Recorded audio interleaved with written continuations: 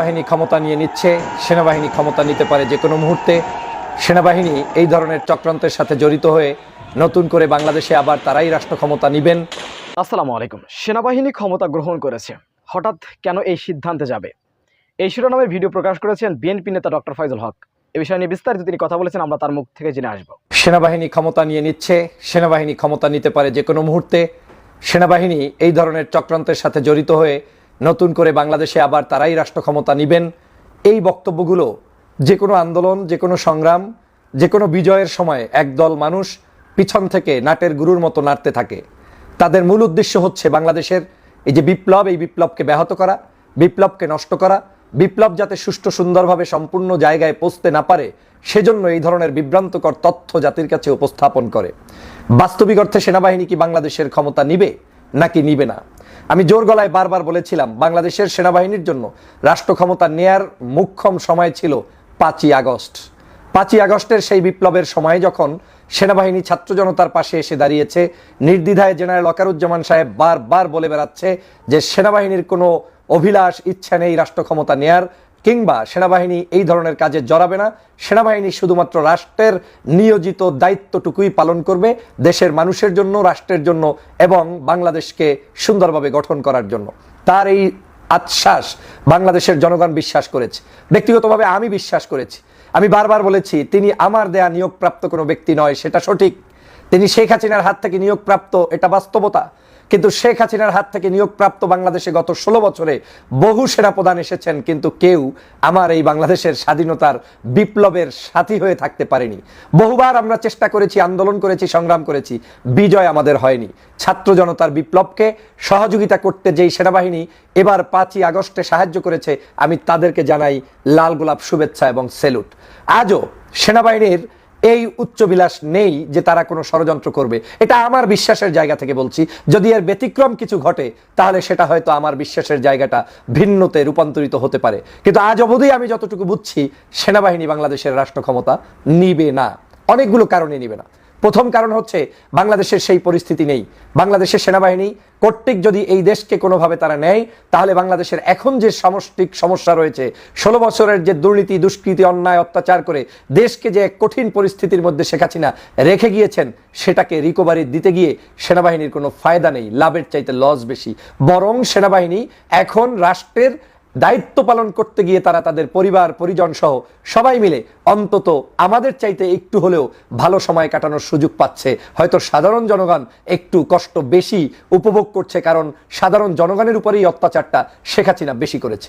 দ্বিতীয় কারণ হচ্ছে, এই সেনাবাহিনী আজকের এই বাংলাদেশের বর্তমান ছাত্র জনতার অবস্থান সম্পর্কে জানেন। তারা জানেন যে ছাত্র জনতা যে কারণে শেখ হাসিনাকে বিদায় নিয়েছে, একটি স্বৈরশাসক যাওয়ার পরে আরেকটি স্বৈরশাসক কখনো মাঠে গেড়ে বসতে পারে না। এটাই হচ্ছে বাস্তবতা। তো ফেসিবাদের চূড়ান্ত পর্যায়ের শাসক ছিলেন শেখ হাসিনা। সেনাবাহিনীর ভিতরে এই আশাটা নেই যে শেখ হাসিনা যখন খারাপ, আরো কেউ এই খারাপ পথে যুক্ত হয়ে তাদেরকে কলঙ্কিত করবে না, মোটেও তারা করবে না।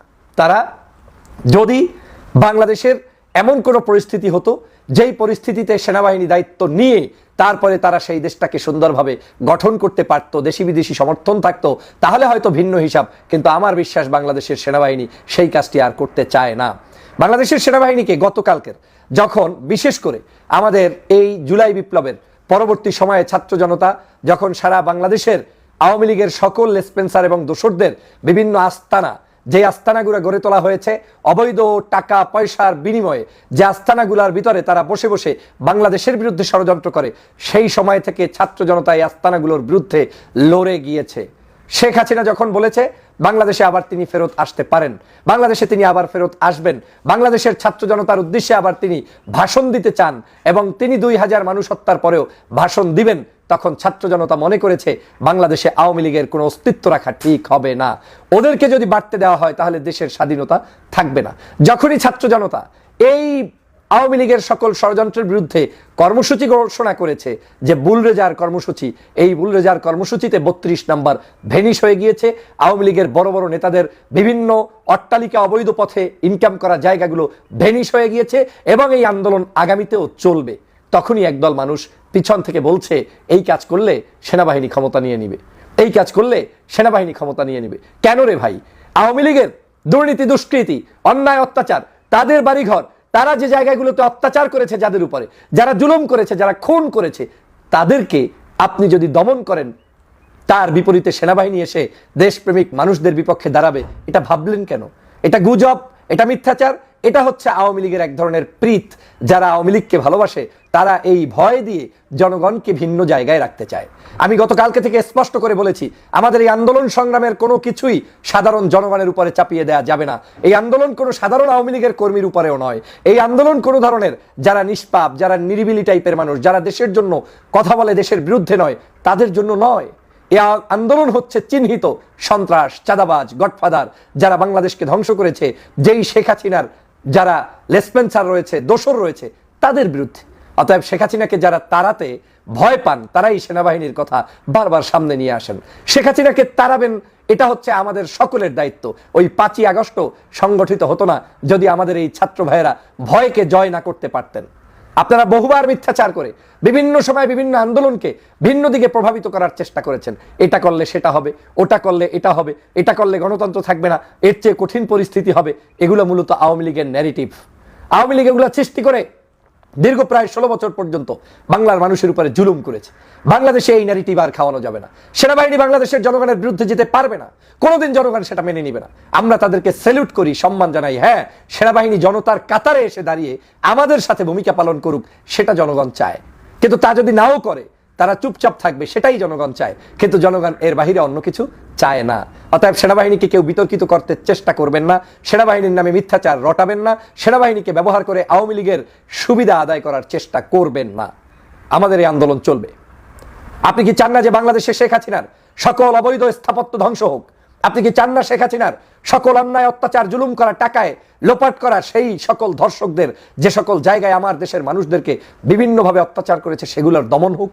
আপনি কি চান না যে বাংলাদেশের আজকের শেখ হাসিনা যে ভাবে হুমকি ধামকি দিয়ে এই সরকারকে ধ্বংস করতে চায়, এই সরকারকে আপনি কি শক্তিশালী করতে চান না? শেখ হাসিনার বিপরীতে আমাদের আন্দোলন হচ্ছে শুধুমাত্র শেখ হাসিনার মতো হুমকি ধামকি দেওয়া ব্যক্তিদের জন্যই। অতএব ওই সকল দুর্নীতিগ্রস্ত ব্যক্তিদের জন্য কেউ মায়াকান্না দেখাবেন না। বাংলাদেশে আমি চ্যালেঞ্জ করে বললাম, সেনা শাসন আসবে না, সেনাবাহিনী শাসন নিবে না। এই মুহূর্তের প্রেক্ষাপট বিবেচনায় আমি বলছি, নিবে না। তবে দেশবাসীকেও সতর্ক থাকতে হবে। অনাহুত কোনো ধরনের ছোটখাটো যেই সকল জায়গায় মানুষ শান্তিতে থাকতে চায়, সেই সকল জায়গায় কোনো ধরনের অশান্তি সৃষ্টি করা যাবে না। সাংবাদিক, সংবাদপত্র, বিভিন্ন পেশার, ইউটিউব, অনলাইন ক্রিয়েটর যারা যেখানে আছে, স্বাধীনভাবে মত প্রকাশ করে, তাদেরকে বাধা প্রদান করা যাবে না। নায়ক, নায়িকা, শিল্পী, সাহিত্যিক, তাদের কার্যক্রম স্বাধীন মতো চলবে। আলেম ওলামা, অন্যান্য সকল রাজনৈতিক কার্যক্রম স্বাধীনভাবে চলবে। শুধু আমাদের যুদ্ধটা চলবে শেখ হাসিনা, শেখ হাসিনার বিরুদ্ধে এবং হাসিনার দোসরদের বিরুদ্ধে। অতএব যারা মায়া কান্না করতে আসবেন হাসিনার জন্য, মনে রাখবেন আপনারা হাসিনার দোসর এবং আপনারা আওয়ামী লীগেরই লোক। শুধু এখন মায়া কান্না করে সুশীল সাজার চেষ্টা করবেন। এই বাংলাদেশে আর কোনো সুশীল সাজার চেষ্টা করে লাভ হবে না। আপনারাই বলতেন আন্দোলন কাহাকে বলে, দেখিয়ে দাও। জনগণের সম্পৃক্ততা আছে কিনা দেখিয়ে দাও। জনগণ দেখিয়ে দিয়েছে। 5ই আগস্টের পরে 6 মাস অতিবাহিত হওয়ার পরে 5ই ফেব্রুয়ারিও হাজার হাজার জনতা রাস্তায় নেমে 32 নম্বরকে ঘুরিয়ে দিতে পারে। এটা একমাত্র সৎসাহসী বাংলার দামাল ছেলেরাই পারে। অতএব এই দামাল ছেলেদেরকে যারাই ধ্বংস করতে যাবে, ধ্বংস করতে চাইবে, তারাই ধ্বংস হবে। এই বাংলাদেশে আমরা সবাই মিলে ঐক্যবদ্ধ থাকব। আমাদের দেশের সেনাবাহিনী আমাদের সম্মানিত, আমাদের দেশের অন্যান্য বাহিনী আমাদের সম্মানিত, আমাদের দেশের বাংলাদেশের সরকার এবং এই বর্তমান ডক্টর মোহাম্মদ ইউনূস সরকার সহ যারাই আছেন, তাদেরকে আমাদের শক্তিশালী করে গণতন্ত্রের পথে এগিয়ে যেতে হবে। হীনমন্যতায় ভুগবেন না।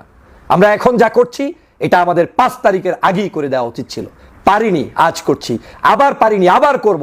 কিন্তু আওয়ামী দোসরদের, খুনিদের কোনো স্থান বাংলার জনপদে হবে না, হবে না।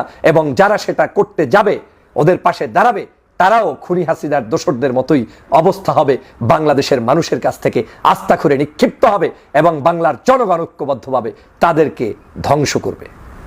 সুপ্রদর্শক, বিএনপি নেতা ডক্টর ফাইজুল হকের এই বক্তব্যটি আপনারা কিভাবে দেখছেন, অবশ্যই আপনাদের মূল্যবান মন্তব্য কমেন্ট বক্সে জানাবেন। সবসময় সত্য নির্ভেজাল তথ্য পেতে স্বাধীন বাংলা টিভি ইউটিউব চ্যানেলটি সাবস্ক্রাইব করে আমাদের সাথে থাকুন। আসসালামু আলাইকুম রহমতুল্লাহি ওয়া বারাকাতুহু।